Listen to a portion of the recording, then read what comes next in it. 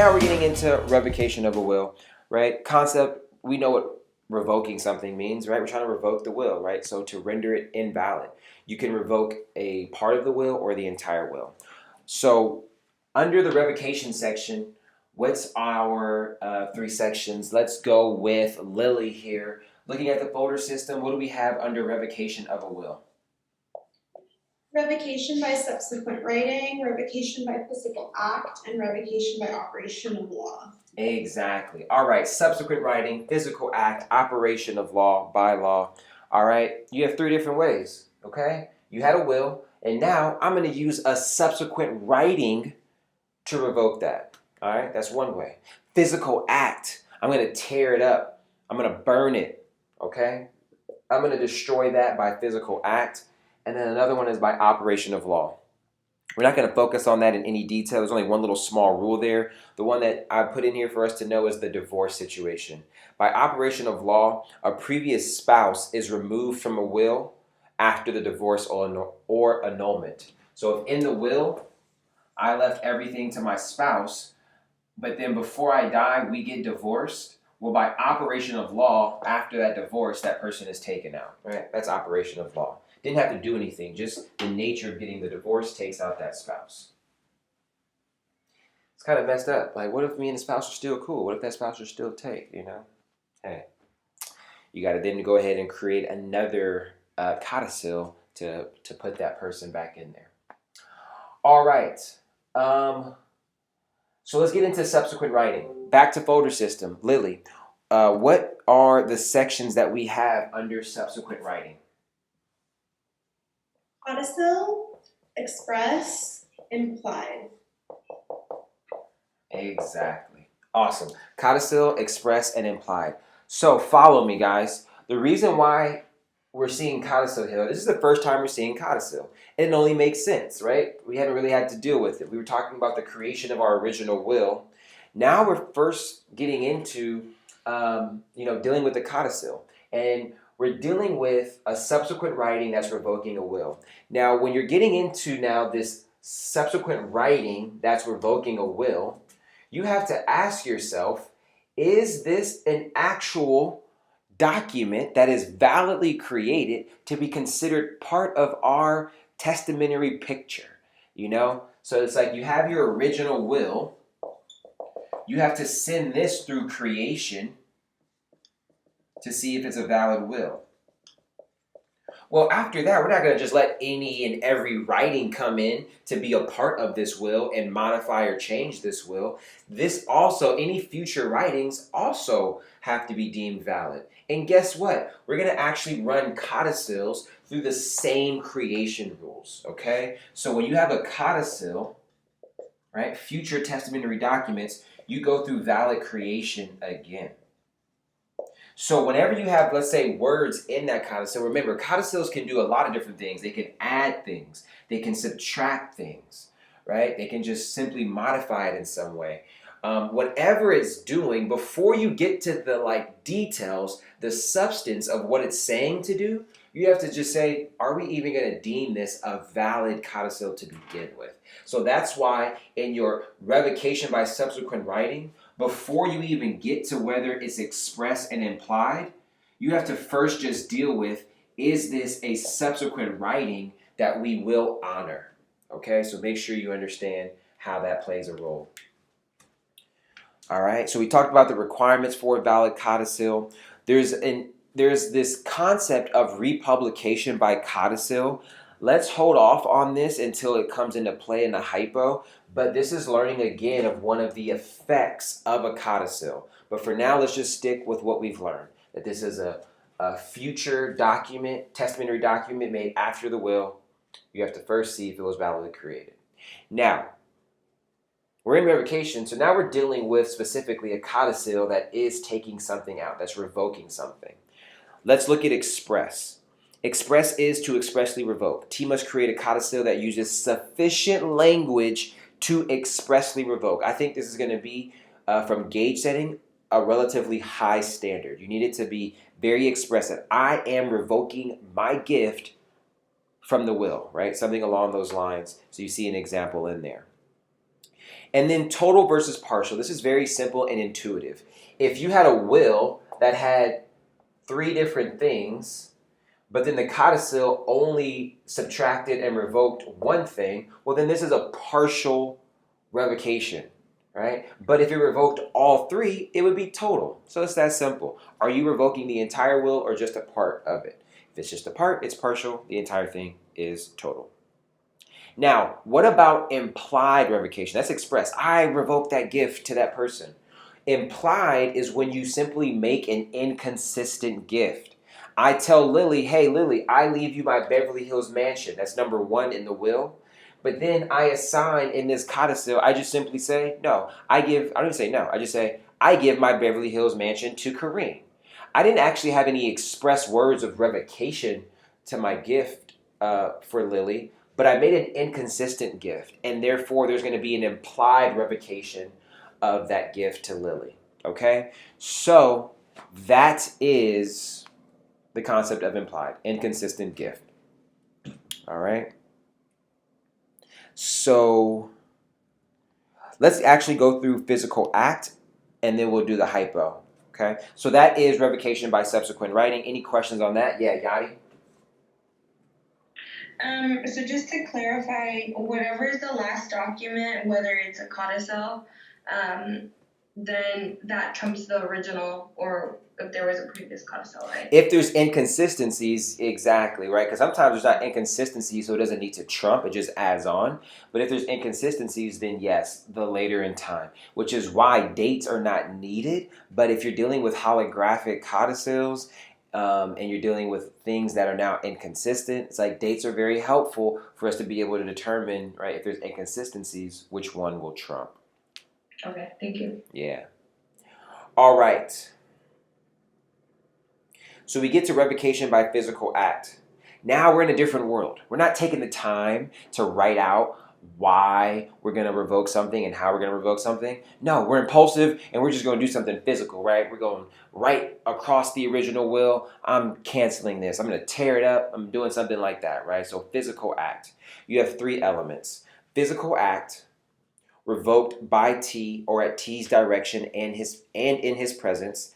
Very similar to which element, Yadi? Element number 2 looks similar to what we just learned.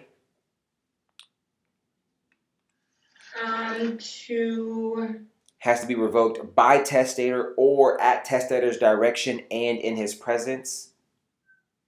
Oh, that's when present, when allowing somebody else to sign. Exactly. So good. Let's remember that revoking under physical act is very similar to signing for either of these types of wills. You can do the revocation yourself or somebody else can do it, but it must be at the testator's direction and in their presence.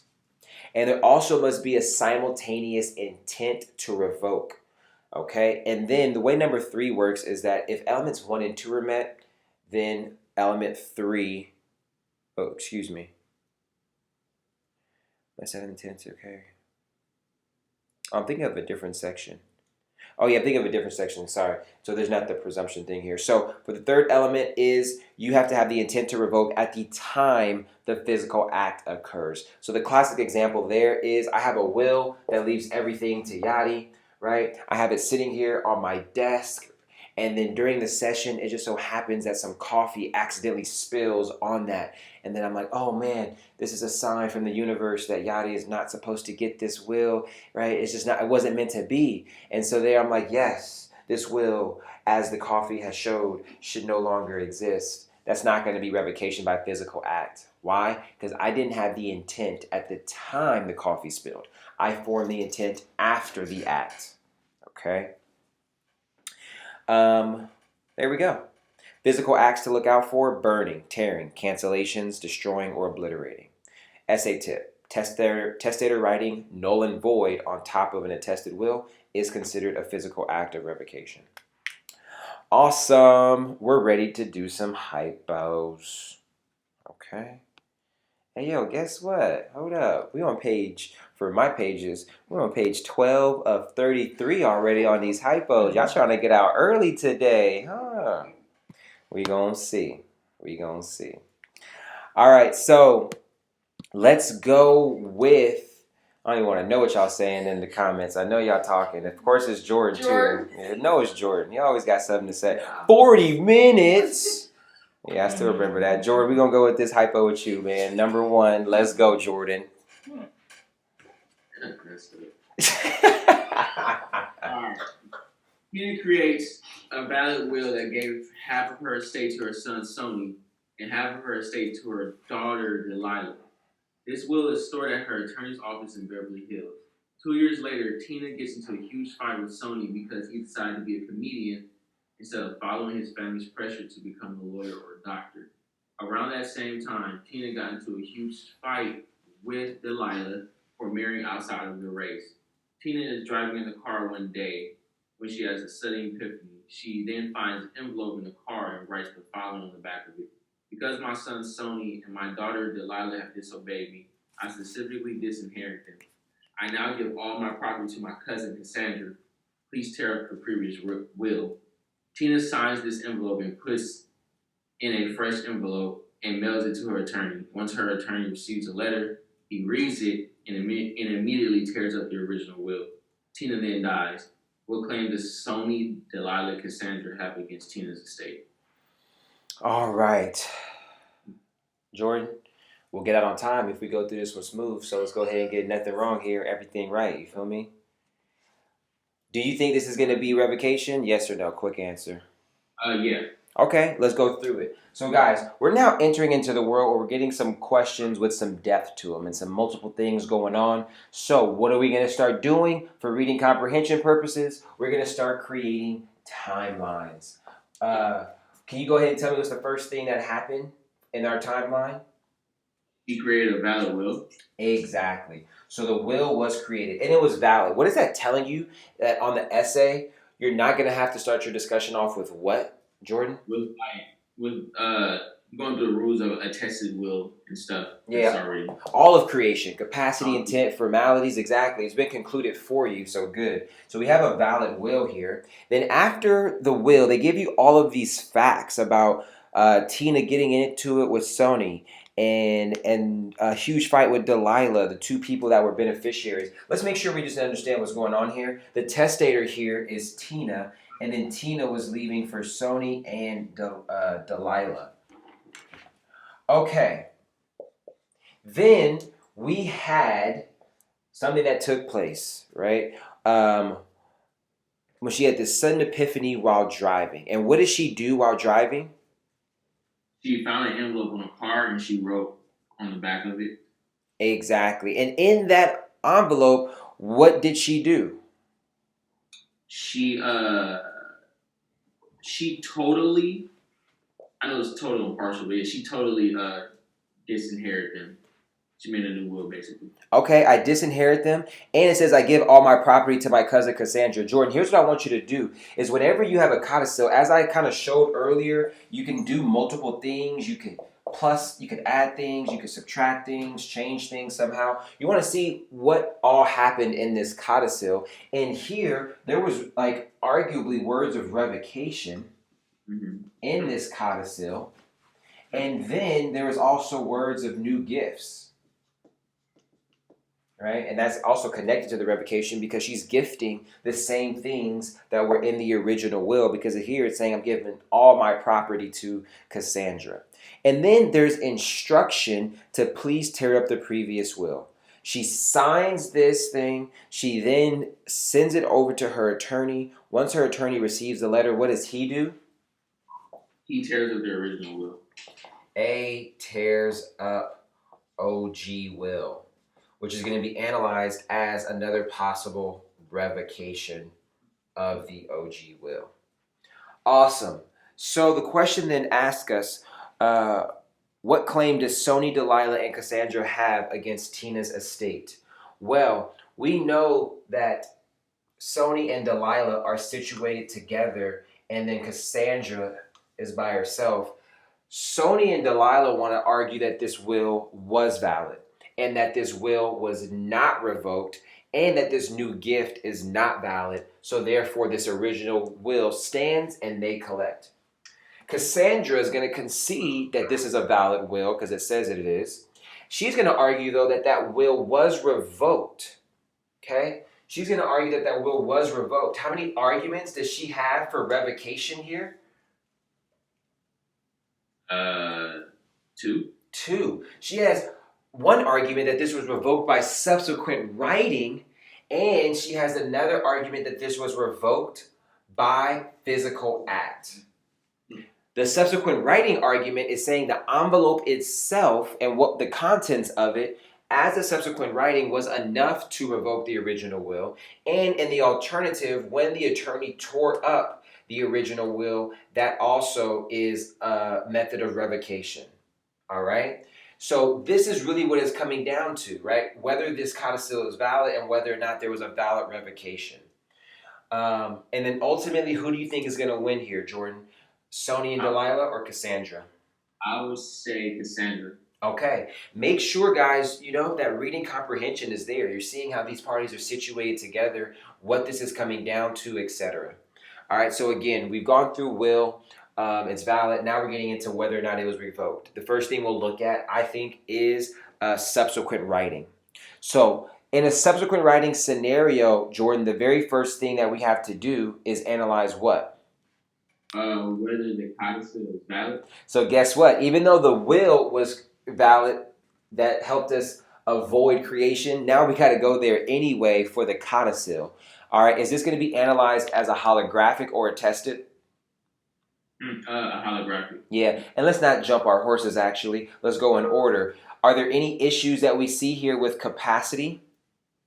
No. No, appears to be capacity. Intent, yeah, there is language of testamentary acts. There's no undue influence facts or other ways to destroy intent. And then we get to formalities. It's holographic. Was this a writing? Yes. Does it matter that it was informal and on the back of an envelope? No. Was it signed? Yeah, it says Tina signed. Yeah, it's signed. Yep, Tina signs this envelope. And were the material provisions in Tina's handwriting? Yeah, it totally revoked Sony and Delilah's, and it gave a new gift. Yeah. Exactly, and it was all in her handwriting. So first off, the codicil is going to be valid. Okay, cool. Is that enough for revocation? Absolutely not. It now needs to satisfy the rules of express or implied. Jordan, which one do you think this is going to be here? Express. So that's a little bit of the trap here. You want to trigger express, but you're going to argue both sides. And I'm going to actually argue that this is not enough, Jordan, for express. You're attaching to the words, I disinherit them. Now, what you're going to argue is that, well, I mean, it's pretty powerful words, but that could mean so many different things. People could just say that those aren't my kids anymore. I disinherit them. So you can make the argument that this is express revocation, but on the other side, you're going to say there is no mention of the previous will or the previous gift, that you're actually taking that away. All right. So from that perspective, you can argue this is insufficient to amount to express revocation. And you can feel okay if you want to concluding that way, because at the very least, this will be implied revocation. There's an inconsistent gift. Here, she left half of her estate to Sony, half of the estate to Delilah, and then here there was a new gift that gave everything to Cassandra. Well, that's obviously then inconsistent with the original will, therefore making this, at the very least, definitely an implied revocation. Okay? So again, learning the threshold for express there, and this is arguable. You need to accept that this is a high threshold for express revocation. And I'm going to go ahead and conclude that this is not enough. Then when we get into total or partial, is this a total or partial revocation of this original will, Jordan? I would say total. Total. Perfect. It is total because, yes, it is changing the entire thing. It's taking both Sonny and Delilah out. Those are the only original beneficiaries. So, yeah, there you go. All right. Conclusion. The court will find that it was a valid codicil, a valid implied revocation. Therefore, there was revocation by subsequent writing. Now, just for giggles, right, because you spotted that issue and you still got to address it, we still, Jordan, have to talk about physical act. Even though we don't want to, because we know that we already have a strong subsequent writing argument, there's facts for it, so we got to go through it. Can you quickly identify why physical act fails? Because when the lawyer tore up the will, it wasn't in her presence. Exactly. The second element for physical act is that you have to do it. It has to be done by the testator or someone else at the direction of the testator and in their presence. Here, the lawyer did tear it up at her direction, but he was not in her presence at the time of doing so, so that second element fails. This is a physical act. Element 1 is satisfied, and this is simultaneous intent. There was intent to revoke at the time of tearing it up. So 2 elements were met, 1 element failed, so ultimately no physical act. So let's walk all the way now to like our final conclusion. Here, the original will was revoked, and this codicil as a whole is deemed valid. So therefore, what is the final outcome here, Jordan? Then the final outcome is that Sony and Delilah don't have any claims to Tina's estate, but the other girl does. Yep, that other girl, Cassandra, will now get the entire estate. Okay, make sure on the essay we are giving that full detail, getting all those points there. Awesome. All right, we're ready to move on. Way to do that one nice, smooth, and quick, Jordan. We're that much closer. All right, so let's go ahead and do number 2 now. I'm going to do this one quickly, okay? This is not anything difficult. And actually, one last thing before we move on. Do realize in that first hypo that we just did, a little bit of a tricky hypo. It was very, very easy to see the physical act revocation there. The attorney tore it up and ripped it up. A lot of people might not have caught that that was then also grounds for discussing there were also grounds for discussing revocation by subsequent writing, that the envelope itself might be sufficient to revoke the original will. And here it was. Okay, number 2. Let me erase the board.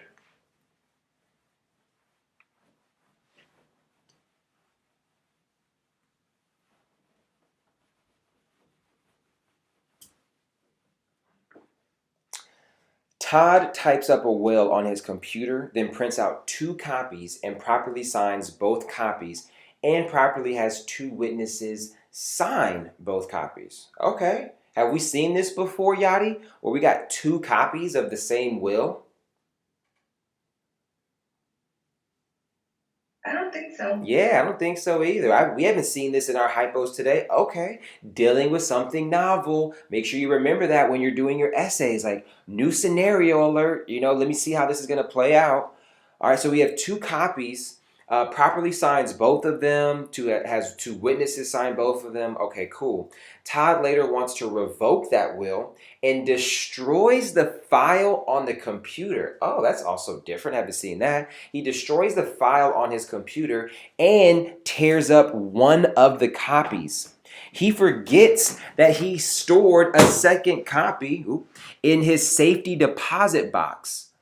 The second copy remains unharmed. Was the will revoked? So what do we have here? 2 copies, and only one was revoked. Only one was destroyed, but the other one remains intact in a safety deposit box. There was also he deleted the file on the computer. Let's go back to Esteban. Esteban first. We need that breaking news update. Is the dog okay? So my dog's a drama queen, and I think his leg literally fell asleep, and that's why he was squealing. Because I put him down right when you called on me, and I was like, "What the hell are you doing?" So I gave him a treatment and run it off. Run it off, boy. You got it. You good. Is it a boy or a girl? Boy. There we go. Run it off, man. You be all right. Okay, so in this scenario, Esteban, what do you think, man? Do you think this is going to be a valid will? Yes, I do think it's a valid will. Okay, so do you, and let me ask then this more specifically, do you think it's been validly revoked? I think so. Okay, so you think, right, in light of this quirky scenario, that there was still enough to revoke it. And I'm going to tell you that, yes, that answer is correct. So what are the 2 issues that we have to deal with here? The fact that the file on the computer was deleted. What effect does that have? And then we have to deal with the issue that there was another copy out there that still exists. All right, so let's go through it. First thing is remember, even when you have a quirky situation, what do?